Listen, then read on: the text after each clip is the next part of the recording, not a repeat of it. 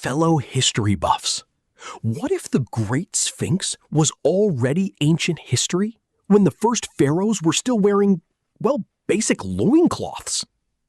Picture the scene. The Giza Plateau bathed in the relentless, blistering heat of the Egyptian sun. For generations, right? We've been told that this limestone guardian was carved around 2500 BC under the command of the pharaoh Khafre. It's slightly skeptical. It's a neat, tidy story, conveniently fitting into the established narrative of the Old Kingdom. But what if the textbooks are just wrong? And I don't mean off by a few years, or even a few decades, you know? What if the experts have missed the mark by thousands of years? If the conventional timeline is, in fact, a work of fiction, we aren't just looking at a misdated statue. I mean, we're looking at a fundamental dismantling of our entire understanding of human history.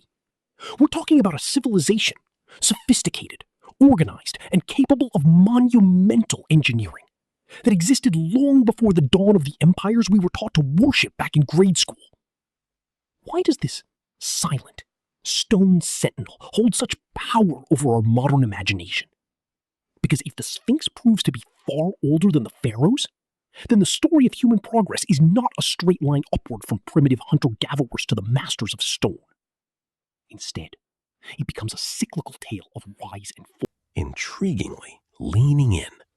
But fellow history buffs, when we move past the glossy pages of the textbooks and look at the actual archaeological record, the story begins to fracture. You see, the ancient Egyptians were perhaps the most meticulous record keepers of the ancient world.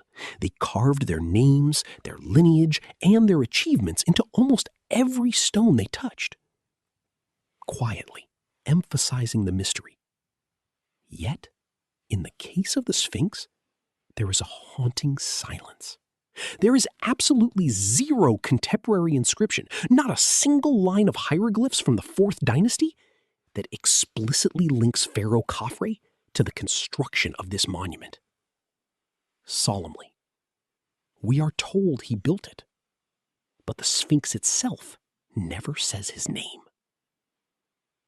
Curiously, this lack of evidence creates a massive curiosity gap. I mean, why would a civilization so obsessed with legacy leave their greatest achievement anonymous? And that's where the mystery deepens.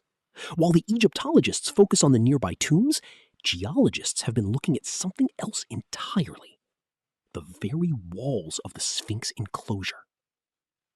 Enthusiastically, when you examine the limestone surrounding the statue, you don't see the sharp, horizontal scouring caused by thousands of years of desert wind and sand. Dramatic pause. Instead, you see. This creates a massive, unresolved crisis for our understanding of human history. At 10,000 BCE, mainstream history tells us humans were nothing more than simple hunter-gatherers, wandering the earth with stone tools and animal skins. They weren't supposed to be master architects. They weren't supposed to have the logistics, the math, or the motivation to carve a 60-foot-tall lion out of the bedrock. So, if the Great Sphinx was already standing there, weathered and ancient when the first pharaohs arrived, it begs a question that changes everything. Who was there to build it during a time when civilization wasn't even supposed to exist? However, the age of the stone isn't the only thing that doesn't add up, because when we look at the Sphinx's head, the math starts to get even stranger. The evidence is carved in stone, but the biggest mystery isn't just what we can see on the surface. Because while the Sphinx stares at the horizon, it's what's hidden directly beneath its paws that has the world's most powerful institutions looking the other way.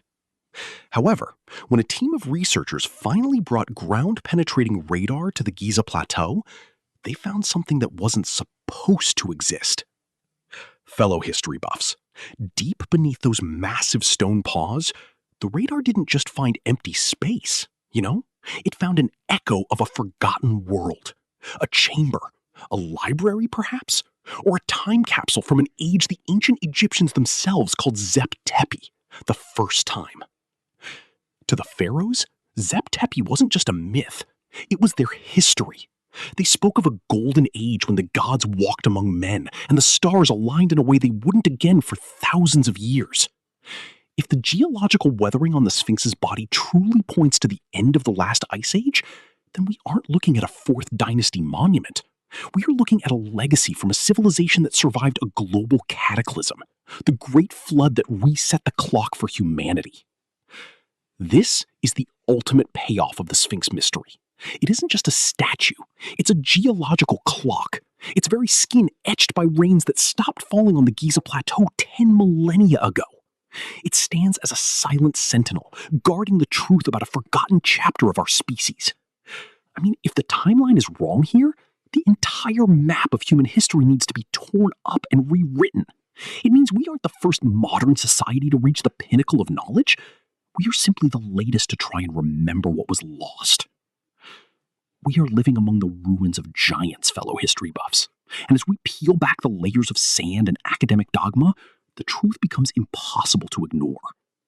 The past isn't just behind us, it's waiting to be rediscovered beneath the dust of ages, reminding us that we come from a lineage of survivors and architects whose names have been erased by time. Stay curious, because the story of our ancestors is far older and far more epic